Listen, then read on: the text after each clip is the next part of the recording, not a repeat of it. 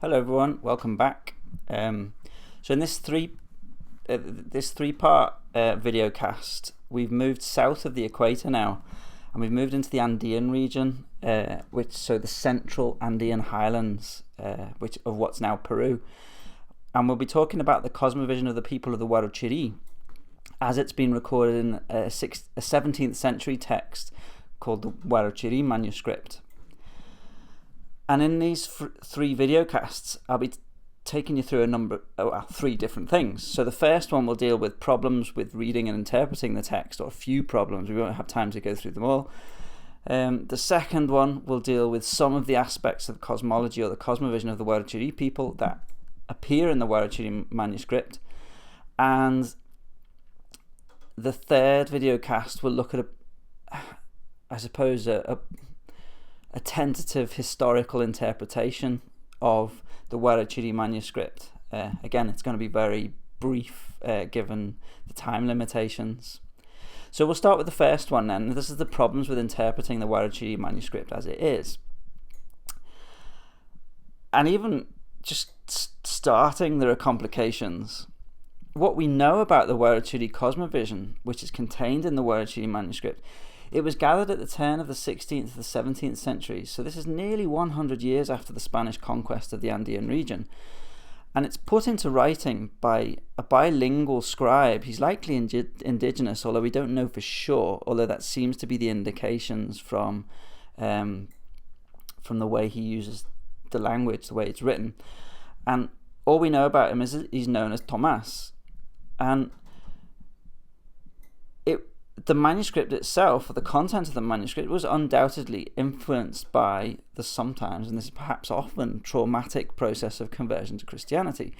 It seems that the narrator of the text, whether the narrator speaking to Tomás the scribe, or whether it's Tomás himself, it seems that whoever's narrating it is an indigenous Andean. But, this is important, he's also Christian. And this person is well aware of what the parish priest, this is Francisco de Ávila, wants to see. And you can tell that by certain caveats, certain insertions into the text. So if you go to chapter 7 of the Huarochiri manuscript, he talks about how the Cupara people worship the Huaca Chuquisuso. So that, by way of explanation, the term Huaca can refer to any sacred object or being. It's often linked to the natural landscapes. It could be a mountain, it could be the source of a spring, or a being connected to those places. But in this context, the Huaca Chuquisuso refers to a patron deity. So that's what Huaca means. Anyway, the narrator writes, and I quote here, "Even to this day, people who are in the know about these practices still do the same thing and perform the same rites when they clean the canal. Even now, no matter how people behave, neither the alcalde," that's the kind of the mayor, nor anybody else would ever try to stop them by asking, "Why do you do these things?" On the contrary, they dance and drink right along with them until they get drunk. And as for the Catholic priest, they fool him saying, "Padre, I'm back from cleaning the canal, so I'm going to dance, I'm going to drink." As far as that goes, all the people do the same thing. But then he seems to remember that this is going to be read by Francisco de Ávila. And Francisco de Ávila is a man with a very fierce temper. He's got a lot of power in the region, in the area. And this man does not take kindly to being called a fool, which is basically what he's just done. So the narrator adds, "True, some don't do it anymore because they have a good padre." Wink, wink, nudge, nudge. And a bit further on, when the narrator is describing the cult to the deity Pariacaca, he carries on with these descriptions, these caveats, these insertions. So I'll quote again. "At daybreak on the same day in Llaxatambo, they used to worship the demon with their llamas or llamas, if you want to say it with an English accent, or other possessions. Those who are privy to these customs do the same in all the villages." And then he adds as an afterthought, "Nowadays it's true, some have forgotten these practices." Okay, that's plausible. But then he continues, "But since it's just a few years since they've had Dr. Francisco de Avila, a good counselor and teacher, it may be that in their hearts they don't really believe if they had another priest they might return to the old ways. Yeah, right. So here's a narrator who's well aware of his readership, and that readership is one man, effectively, and a very powerful man at that, and that's Francisco de Avila. The narrator's also very aware that this man likes to have his ego stroked, or at least he thinks it would be prudent to do so every so often. And not to do so could be quite dangerous. And so here in this manuscript, the narrator's basically saying, well, this is what's happening, but now that you're here, Padre, everything's so much better, basically, that in a nutshell. So there's all these kind of twists, these colorations that we need to be aware of. So the Huarochirí Manuscript is in fact a text that's compiled at the behest of this volatile parish priest for specific purposes, rather than, say, being compiled for the purposes of preserving Indigenous memory. So the primary reason for compiling the Huarochirí Manuscript isn't to preserve Indigenous memory. The Huarochirí Manuscript, nevertheless, still does manage to preserve Indigenous memory, and it does it in a very significant way. So if you manage to get hold of, those of you that managed to read the introduction to the edition translated by Frank Salomon and George Orioste, you'll have seen in this introduction what they say about it, and I'll quote an important part of it. They say, one gets the impression that the creator of certain parts of the text, that is, was engaged in reconceptualizing the Andean mythic tradition rather than destroying its memory. Because it was composed in relative independence from Spanish preconceptions about native religion, it has in the end provided a uniquely authentic monument of the very beliefs Avila meant to destroy.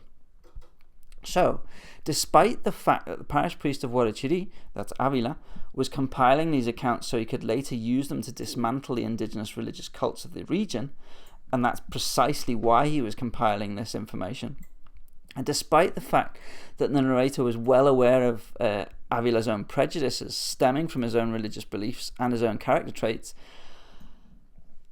they still work as a collection of oral histories, and they still allow us to learn a very great deal about pre-Hispanic beliefs and practices in the region, even bearing in mind various distortions due to conscious and subconscious manipulation. So yeah, that's something that we can use. But there's still problems with this, with the manuscript itself, or how we might interpret the manuscript. And one is down to stereotypes. So just like when we talked about the Maya Cosmovision, we said it's very difficult to talk about the Maya as a collective group through time and across the region. So if we think back to those videocasts,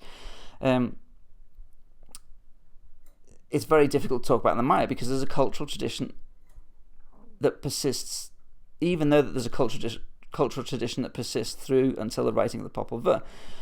You still have to bear in mind the extremely long period of time that we're talking about to understand this. So prior to 600 AD, all the way through to 1500 AD when the Spanish got there, and then bring it forward to 1700 AD when the Popol Vuh was transcribed by Francisco Jimenez and the team that were working on it.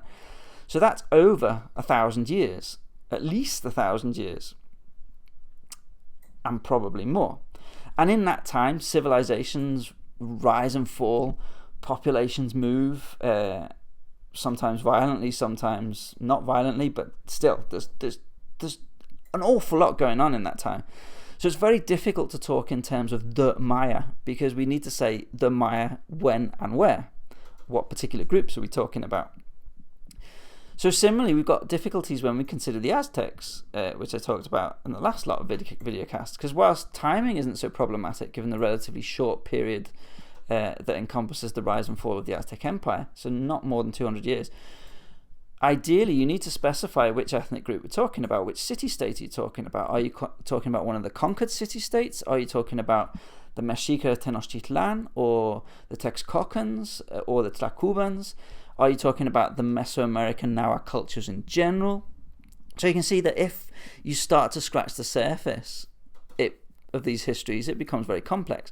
Well, of course, you've got a similar sort of problem when you look at the Andes. So, prior to the Spanish arrival, the Andes is the backbone of the empire ruled by the Incas, and that's called Tahuantinsuyo, and that comes from the Quechua, Tawa meaning four, and Suyo meaning regions or corners. So Tahuantinsuyo means the empire of the four regions, and you can see that here in this map. But the Incas, yeah, it's absolutely true. They were a great imperial power. It was a huge empire. But just like the Aztec Triple Alliance, they're a very recent phenomenon. It's like a historical flash in the pan, if you want to put it that way. So from rise to fall, the Inca Empire didn't really last much over 100 years. So it's very, very different from the Mayan civilizations we talk about. So in the Huarochirí Manuscript, the historical memory of the Andean peoples that are represented there, they're not Inca. And generally speaking, the historical memory of Andean peoples who went from Cusco, who weren't Inca, this memory is very clear in defining the Incas as outsiders. So that's something very important to bear in mind.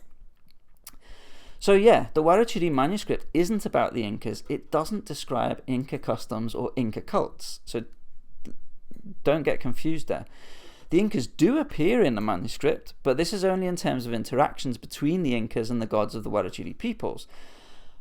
Just as a history of Liverpool memory might talk on occasion about usually conflictive interactions with state authorities based in London and the authorities based in Liverpool. So that's the first thing to bear in mind. The second thing to bear in mind is that I don't know if you've noticed, but I've been talking about the peoples of Huarochiri, or the Huarochiri peoples. So I'm talking in plural here. Even in the case of the Huarochiri, we're not talking about one single group.